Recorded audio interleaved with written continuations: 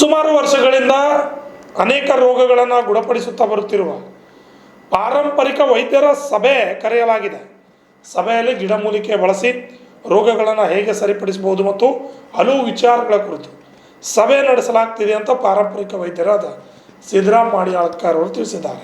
ನಗರದ ಪತ್ರಿಕಾ ಭವನದಲ್ಲಿ ನಡೆದ ಸುದ್ದಿಗೋಷ್ಠಿಯಲ್ಲಿ ಪಾರಂಪರಿಕ ವೈದ್ಯರು ಹಲವು ಗಿಡಮೂಲಿಕೆಗಳಿಂದ ಸುಮಾರು ರೋಗಗಳನ್ನು ಗುಣಪಡಿಸುತ್ತಾ ಬರುತ್ತಿರುತ್ತೇವೆ ಎಂದು ತಿಳಿಸಿದರು. ಪಾರಂಪರಿಕ ವೈದ್ಯರು ಜಿಲ್ಲೆಯಲ್ಲಿ 800ಕ್ಕೂ ಹೆಚ್ಚು ಜನ ಇದ್ದು ಇಲ್ಲಿಯವರೆಗೂ ಅವರು ಬೇರೆ ಒಬ್ಬೊಬ್ಬರು ಒಂದೊಂದು ರೀತಿಯ ರೋಗಗಳಿಗೆ ಮದ್ದು ನೀಡುತ್ತಾ ಬರುತ್ತಿದ್ದಾರೆ. ರೋಗಗಳ ಗುಣಪಡಿಸುವಿಕೆ ಕುರಿತು ಹೆಚ್ಚಿನ ವಿಷಯಗಳ ಚರ್ಚೆಗಾಗಿ ಡಿಸೆಂಬರ್ 4ನೇ ತಾರೀಕಿನಂದು ನಗರದ ಕನ್ನಡ ಭವನದಲ್ಲಿ ಸಭೆ ಕರೆಯಲಾಗಿದೆ.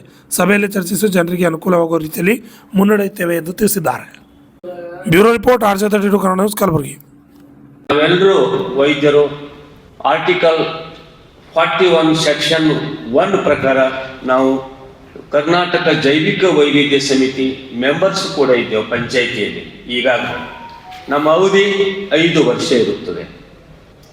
ಇದನ್ನ ನಾವು ಮಾಡಿ ಏನೇ ಮಾಡಿ ಹಳ್ಳಿಗಳಲ್ಲಿ ಪಟ್ಟಣಗಳಲ್ಲಿ ಅನೇಕ ರೋಗ ರುಜಿನಗಳಿಂದ ಬಳತಕ್ಕಂಥ ಎಲ್ಲ ಜನರಿಗೆ ನಾವು ಉಚಿತವಾಗಿ ಸೇವೆಯನ್ನು ಮಾಡುತ್ತಾ ಬಂದಿದ್ದೇವೆ.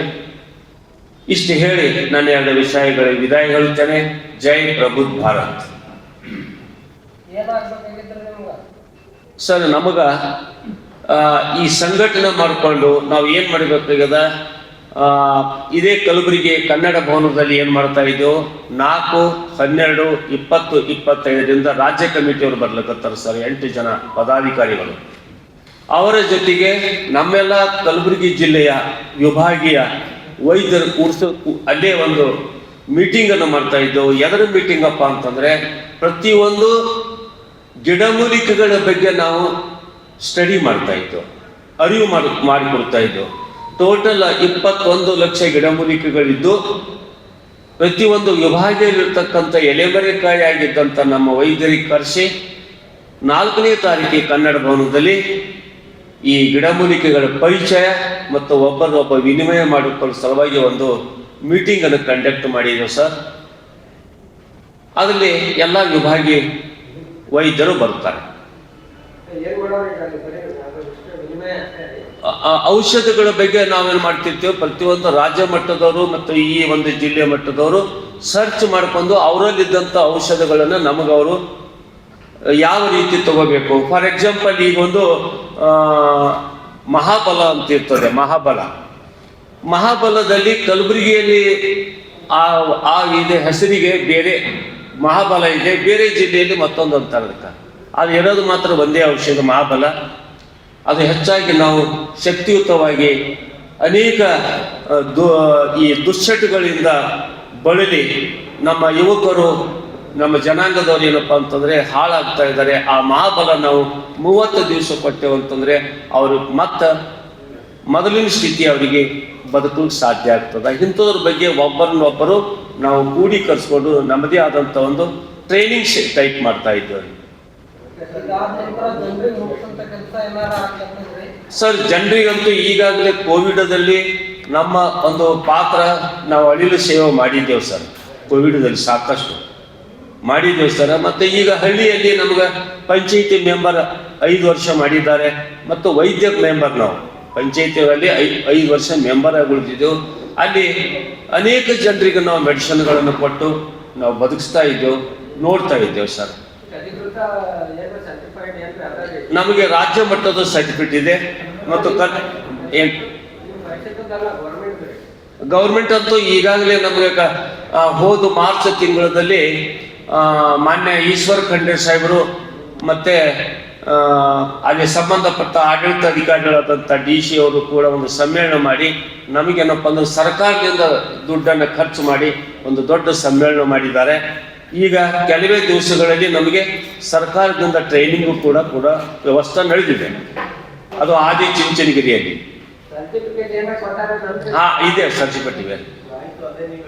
ಅಜೀವ ಸದಸ್ಯತ್ವ ಪ್ರಮಾಣ ಪತ್ರವ ನಮ್ಮಲ್ಲಿ.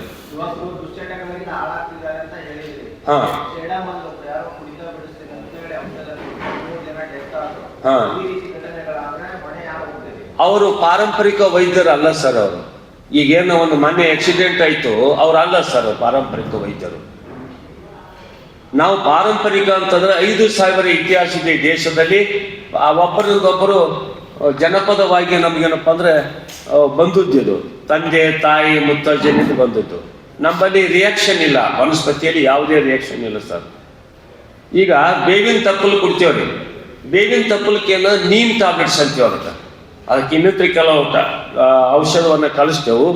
ನೀಮ್ ಟ್ಯಾಬ್ಲೆಟ್ಸ್ ಎದಕ್ಕೆ ಕೊಡ್ತೇವೆ ಅಂತಂದ್ರೆ ಅದು ಮೈ ತುರಿಕೆ, ಅನೇಕವಾದಂಥ ಮೈಯಲ್ಲಿ ಪ್ರಾಬ್ಲಮ್ಸ್ಗಳಿದ್ದರೆ ನಾವು 30 days ಕೊಟ್ಟೆವು ಅಂತಂದರೆ 100% ಆ ಬ್ಯಾನಿಯನ್ನು ಕಡಿಮೆ ಆಗ್ತದೆ. ಈಗ ನಿಮಗೆ ಮೊದಲನೇ ಸೆಷನ್ದಲ್ಲಿ ಹೇಳಿದೆ ಮಹಾಬಲ ಅಂತ ತಿಳ್ಕೊಳ್ಳೋಣ. ಮಹಾಬಲ ಅಂದ್ರೆ ನಿಮ್ಗೆ ಗೊತ್ತಿದೆ, ಒಂದು ಮುದ್ರೆ ಟೈಪ್, ಅದಕ್ಕೊಂದು ಮುದ್ರೆ ಟೈಪ್ ಹೂವು ಬರ್ತದೆ. ನೀವು ಅದಕ್ಕೆ ಏನಂತೀರೋ ಗೊತ್ತಿಲ್ಲ. ಮಹಾಬಲ ಅಂತೇವೆ ಅದಕ್ಕೆ. ಮುದ್ರೆ ಟೈಪ್ ಇರ್ತದೆ ಹೂವು, ಹಿಂಗೆ ಮೋರ್ ಆದ್ರೆ ಮುದ್ರೆ ಟೈಪ್ ಇರ್ತದೆ. ಅದು ಪ್ರತಿಯೊಂದು ಮೆಡಿಸಿನ್ಗೆ ಬರ್ತದೆ.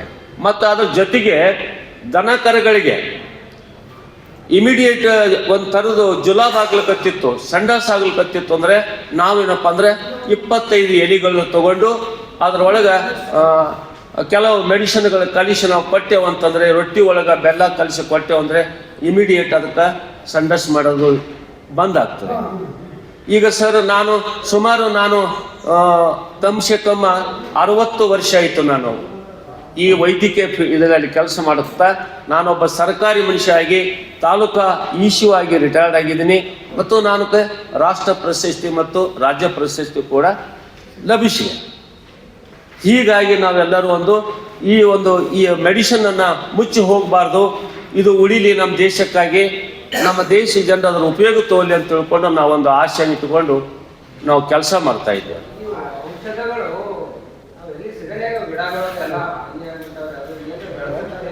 ಸರ್ ಅದರ ಸಲುವಾಗಿ ನಮ್ಮ ಪರಿಷತ್ತಿನಲ್ಲಿ ಒಂದು ಅವಕಾಶ ಇದೆ ಸರ್. ಏನು ಅವಕಾಶ ಇದೆ ಅಂದರೆ ಕರ್ನಾಟಕ ಸರ್ಕಾರ ನಮ್ಮ ಮಕ್ಕಳಿಗೆ ನಮ್ಮ